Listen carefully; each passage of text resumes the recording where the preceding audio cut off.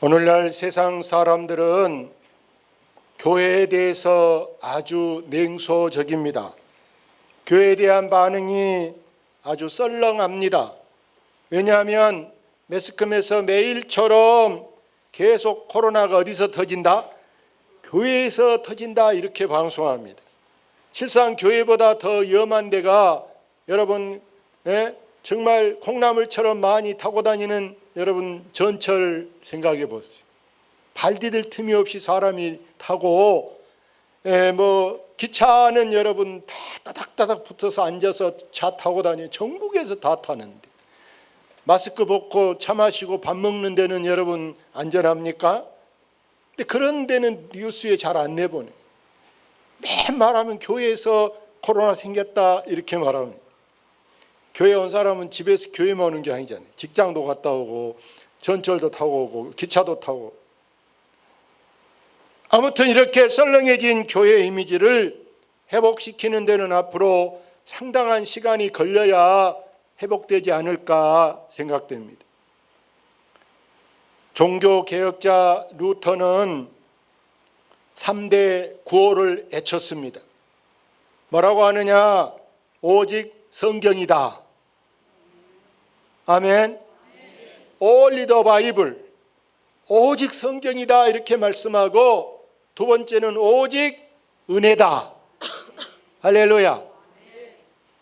전남 영광을 영어로 그레이스라 그래. 오직 은혜. 세 번째는 오직 믿음입니다. 그렇습니다. 이 신앙생활의 3대 요소는 오직 성경, 오직 은혜, 오직 믿음, 이 3대 요소가 우리 신앙의 큰 여러분 이제 기초가 되는 것인 줄로 믿습니다.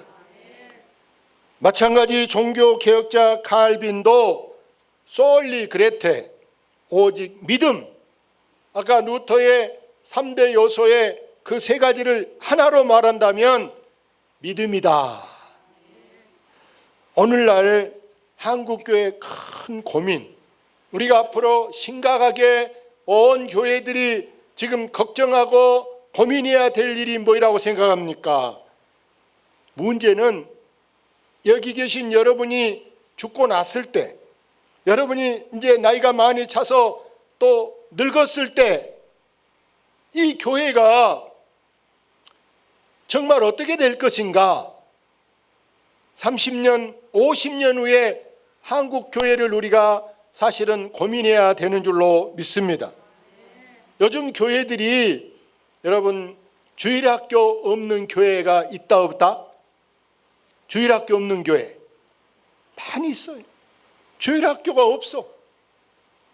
주일학교 학생이 커야 지금 10살, 20살 먹은 애들이 30년, 50년 되면 여러분 나이가 돼야 이 교회가 지금 이렇게 사람이 차게 될 텐데, 주일학교를 안 하고 있다면, 물론 학교도 폐쇄한 정도 이렇게 시골에 아이들이 없어지는 그런 추세인데, 사람이 없다면 문제지만 도시에서도 주일학교가 없다. 이건 여러분 보통 일이 아니에요. 정말 여러분 이 교회가 앞으로 이 다음 세대를 위해서 많이 준비하고 많이 기도해야 한 줄로 믿습니다. 교회를 여러분 재미로 다니는 거 아니지만 그래도 아이들은요 교회가 재미없으면 안 갈라 그래요. 그래서 딱 1년에 한 번 언제 가려고 하느냐? 뭔 날? 크리스마스에 뭐 주니까? 선물 주니까 간다. 이런 개념만 갖고 있어요. 여러분 종교 개혁자들 앞에서 말씀드렸던 루터나 칼빈은요 아주 유명한 종교 개혁자, 타락했던 여러분 구교를 신교로 만들었던 아주 큰 공을 세운 분들인데, 이 종교 개혁자들의 주장이 뭐냐? 오직 예수 그리스도밖에 뭐가 없다? 소망이 없다. 그렇습니다. 예수님밖에는 소망이 없는데, 그럼에도 불구하고 여러분 지금 당장 눈에 안 보이는 예수님, 눈에 안 보이니까 사람들이 뒷일에 대해서는 별로 염려도 걱정도 하지 않습니다. 이에 또 맞서 중요한 건 바로 뭐냐면, 우리나라의 여러분 기독교인들, 믿는 사람 중에 특히 여러분 지도자급에 있는 사람들이 사실은 믿음의 본을 보이는 게 중요한 줄로 믿습니다. 그런데 이 지도자들의 도덕성이 문제라, 도덕성이 결여됐다, 도덕성이 결핍됐다, 이렇게 볼 수밖에 없는데, 우리나라의 기독교인들이 여러분 보세요. 사회적으로 볼 때 공무원도 많고 사업가들도 많아요. 심지어 국회의원들 그러면은 교회 다니는 사람이 3분의 1은 될 거예요. 장로님 국회의원, 집사님 국회의원들이 많다는 얘기. 근데 그들이 국회 가서 정말 그들이 교인답게 이렇게 살고 있는가? 그보다 더 우리나라 역대 대통령 중에도 심지어 여러분 장로 직책을 갖고 있던 분들도 몇 사람이나 돼요. 근데 그들이 과연 그 다른 사람하고 다르게 내가 그리스도의 향기를 바라면서 나라를 이끌어 갔던가, 이게 문제다 그 말이에요. 지금 국회에 이번에 여러분 올려진 안건 중에 중요한 게 뭔지 아십니까? 여러분 평등법하고 차별금지법을 사람들이 국회에 올렸단 말이에요. 근데 평등법이란 사람이 다 평등하다 이런 말이고, 차별금지법은 차별하면 안 된다라는 말이에요.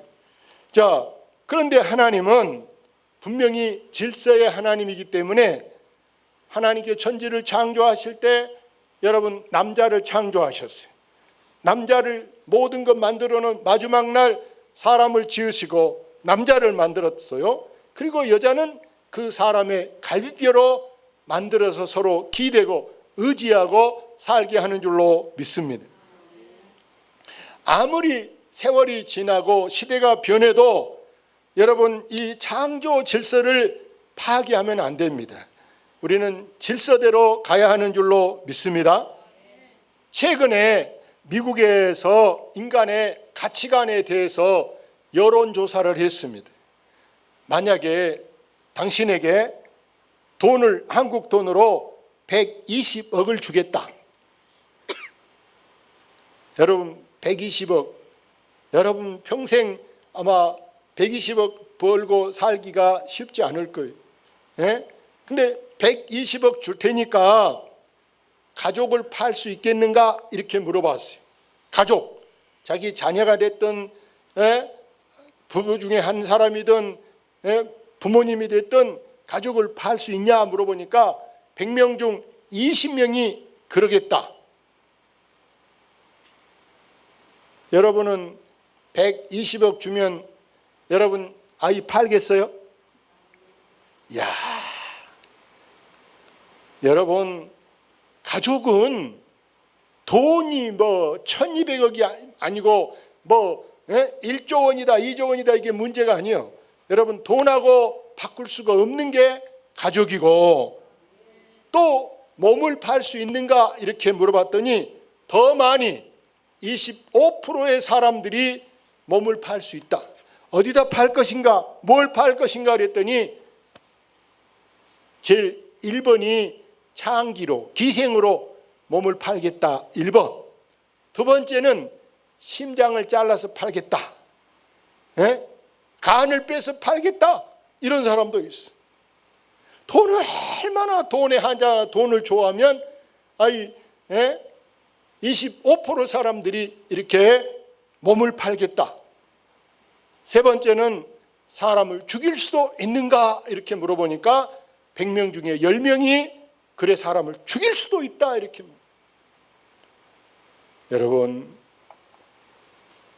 우리는 사람의 생명을 그렇게 함부로 죽이고 살리고 하는 게 아니고 인간의 존엄성에 대해서 우리는 아주 귀하게 여겨야 한 줄로 믿습니다. 요즘 텔레비에 끊임없이 계속 뉴스 자막에 나오는 게 뭔 얘기입니까? 아이들을 어린아이들이 우니까 때려서 뭐 어떻게 아이를 죽였다, 뭐 이모가 죽였다, 뭐 계모가 죽였다, 이런 얘기가 얼마나 많이 나오고 있습니까?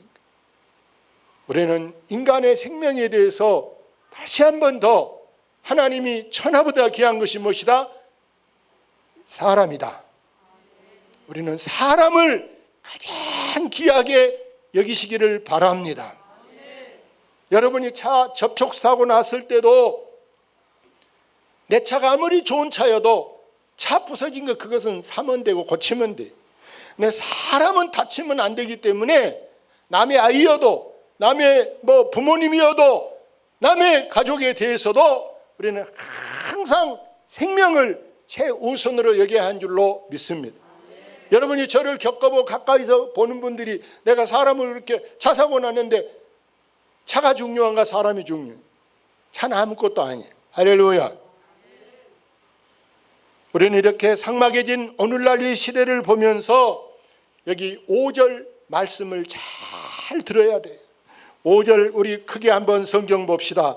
하나님은 한 분이시요 또 하나님과 사람 사이에 중보자도 한 분이시니 곧 사람이신 그리스도 예수라. 오직 예수 그리스도, 이걸 솔라 크리스투스 이렇게 말하는데, 여러분 이 솔라 크리스투스 이게 중요한 거예요.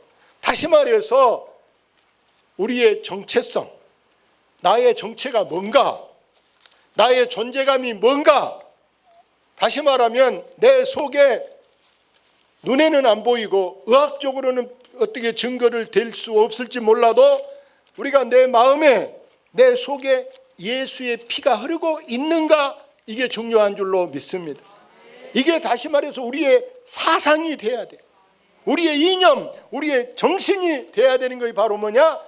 내 지금 몸속에 예수의 피가 흐르고 있는가. 그래서 나는 다시 말해서 분명히 나는 복음의 말씀에 서 있는가가 중요한 줄로 믿습니다. 바울 사도는 갈라디아 1장 20절에 보면 다른 복음이 없다. 십자가의 복음 외에는 다른 복음이 없다. 어느 누구라도 다른 복음을 전한 사람이 있다면 저주를 받아야 될 거라 이렇게 말씀합니다. 여러분 진리가 뭐이겠습니까? 바로 예수님이 나는 길이요 진리라. 진리가 너를 자유케 하리라 한 줄로 믿습니다. 우리가 예수 안 믿을 때는 보세요. 이사할래도 어디가 물어봐야 돼. 손이 간가 안 간가. 세상에 어저께같이 바람 불고 장마라 그 비 많이 오는데 저 오룡에 보니까 고층에 이삿짐이 올라가. 사다리처럼 높이 위에다가 이렇게 막 비 막지 않게 이렇게 해놓고 이사한 걸 보고, 야, 많고 많은 날 왜 어저께 같은 날 이렇게 비 오고 바람 분데 이사할까? 우리 믿는 사람은요, 좋은 날이 최고 좋은 날이다. 할렐루야. 이순신 장군이 이런 말을 했어요. 호남이 없으면 나라가 없다. 어디가 없으면? 호남이 없으면 나라가 없다. 이런 말을 했어요. 지금도 정치하는 사람들이 뭐 대통령을 출마한다, 뭐 한다 그러면 제일 먼저 어디 갑니까? 경상도? 충청도? 광주. 할렐루야. 광주 와서 5.18 공연문지도 가고 광주에 와서 뭐 이렇게 사람들하고 면담을 하고 이렇게 하는데, 성령의 바람도 역시 호남에서 불기 시작해야 되는 줄로 믿습니다. 다시 말하면 우리 대중교회가 성령의 바람이 불어나는 여기가 모판이 돼야 되는 줄로 믿습니다. 100년 전 기독교 초창기로 돌아가서 우리는 정말 지금 이 시대에 필요한 것이 바로 뭐냐? 우리가 기도 운동을 일으켜야 할 줄로 믿습니다. 성령 운동을 해야 돼. 다른 뭐 체력 단련 운동도 필요하겠지만 그보다 더 중요한 것이, 선거 운동 이런 것보다 더 중요한 것이 바로 뭐냐? 여러분, 성령 운동 하시기를 바랍니다. 여기 4절 말씀을 읽어봅시다. 하나님은 모든 사람이 구원을 받으며 진리를 아는 데 이르기를 원하시느니라. 우리 하나님 마음은요, 모든 사람이 구원을 받기를 원하세요. 우리 생각에는 저 사람은 천국 안 가고 저 사람은 지옥 가면 좋겠다, 그런 사람 여러분 마음에 있습니까? 그런 마음을 가지면 안 되고, 우리 하나님의 마음은요, 모든 사람이 구원을 받고 뭘 알기를 원한다? 진리를 알기 원하시는데, 진리가 뭐냐? 진리는 바로 한 분이신 예수 그리스도시다. 예수 그리스도. 5절 읽어봅시다. 하나님은 한 분이시요, 또 하나님과 사람 사이에 중보자도 한 분이신 그 사람이신 그리스도 예수라. 우리가 구원받는 데는요, 다른 것이 없어요. 천국은 돈 있다고 가고 벼슬 있다고 가고 잘났다고 가는 게 아니고, 여러분 다른 것이 없고 오직 예수 이름. 여러분이 기도할 때 누구 이름으로 기도합니까? 예수님 이름으로 기도합니다. 아무리 기도를 유창하게 잘하고 멋있는 기도했어도 여러분 예수님 이름 안 쓰면, 쉽게 말하면 우리가 편지를 보내는데 여러분 거기다가 등기 우표 붙였다, 3,000원 뭐 이렇게 붙였다 그래 보세요. 주소 받을 사람 주소 안 쓰면 갈까 안 갈까? 안 가. 내 주소는 안 써도 가더라고. 내 주소는 안 써도. 내 주소는 안 써도 되지만 받을 사람 주소 없으면요, 도장 찍어갖고 다 씌워버려요. 내가 지난번에도 편지를 많이 뭐 100몇십 통 노예 이렇게 보내면서 보니까 바쁘게 막 풀칠하다 보니까 주소 안 써진 것도 같더라고. 누구한테 가고서? 나한테 돌아왔어. 내 주소에 있으니까 돌아왔어. 헛돈만 낸 거죠. 이와 같이 우리가 아무리 유창한 기도를 했다 해도 여러분 예수님 이름 없는 기도는 여러분 헛된 것임을 아시기를 바랍니다. 그러면 예수님이 어떤 분이냐, 어떤 분이길래 그러느냐. 여기 6절 봅시다. 그가 모든 사람을 위하여 자기를 대속물로 주셨으니 기약이 이르러 주신 증거니라. 예수님은 자기 몸을 우리 사람들을 위해서 대속물로 주셨다. 대속물이란 다른 말로 말하면 뭐냐면 여러분 속전이라 이렇게 말해요. 속전.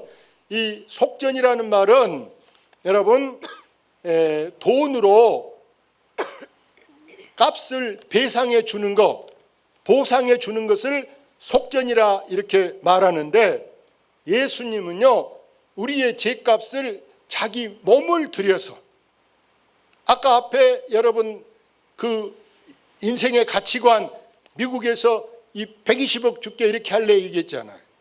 근데 여러분 사람 몸은요 무슨 넷억 갖고 여러분 이게 평가가 되고 값이 매겨지는 거 아니고 천하보다 귀한 것이 우리의 몸이다. 그 중에도 여러분 보세요. 우리 몸도 귀하지만 우리보다 더 귀한 몸이 누구냐? 하나님 아들 독생자 예수 그리스도인 줄로 믿습니다. 지금 우리나라에서 보세요. 죄인으로 교도소에 감옥에 들어갔어요.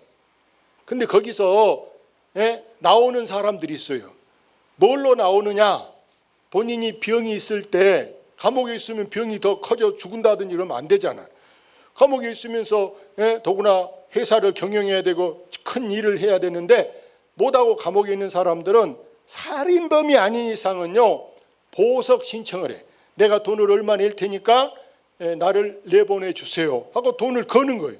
공탁금이라 그래. 공탁금을 내가 뭐 5천만 원 낼게요. 별거 아니었을 때 나라에 내가 이거 세금으로 낼게요. 나를 내보내 주세요. 다 그냥 돈 내고 나온 다음엔 감옥이 텅텅 비기겠죠. 아무도 안 가지요. 다 내준 게 아니고 중병이 있을 때, 별 중요한 죄가 아닐 때 이게 보석으로 돈 내고 풀려져 나오는 거예요. 그런데 이처럼 우리 주님은 우리 죄를 위해서 우리를 한 사람 한 사람 돈으로 물어준 것이 아니고 자기 몸을 대속물로 주셔서 우리 죄를 대신해서 본인이 책임지고 십자가에 죽으신 줄로 믿습니다. 이 주님께서 오늘 우리에게 물어봅니다. 내 너를 위하여 몸 버려 피 흘렸는데 너는 나를 위해서 뭐 줄래? 뭐 할 수 있냐? 이렇게 물어봅니다. 우리는 받기만 한 것보다 나도 받았으니까 뭔가 주님께 드리고 싶은데, 돈 드리고 싶어도 뭐 이리만은 드리자니 이거. 그런다고 집 팔아 드릴 수도 없어요. 주님이 그런 거 필요하지도 않아. 더 귀한 것은 주님께서도 우리에게 네 몸을 내게 주라. 할렐루야.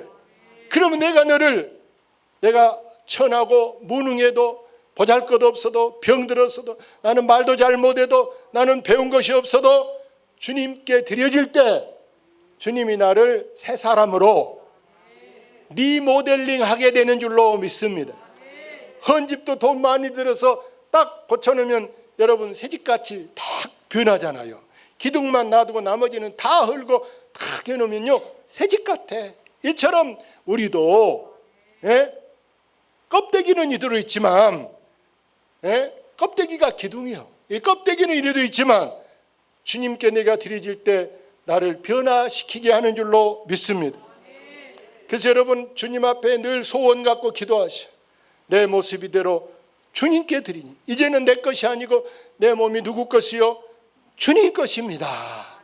주님이 알으셔서 주님이 필요한 대로 말 잘 못하면 말도 잘하게, 찬송을 못하면 찬송도 잘하게, 기도도 못하면 기도도 잘하게 주님이 나를 고치셔서 주님이 필요한 대로 사용해 주시옵소서. 그 내 인생을 책임지리는 오직 누구밖에 없다. 오늘 오직 예수 그리스도 주님밖에 없는 줄로 믿습니다. 여러분이 오직 올인, 나 여기다가 목숨 건다. 누구한테? 주님께. 할렐루야. 그래서 여러분은 주님만 절대 놓지 말고 주님 여의 손을 꼭 잡고 가소서하고 주님과 동행하는 여러분 되시기를 주의 이름으로 축원합니다. 할렐루야.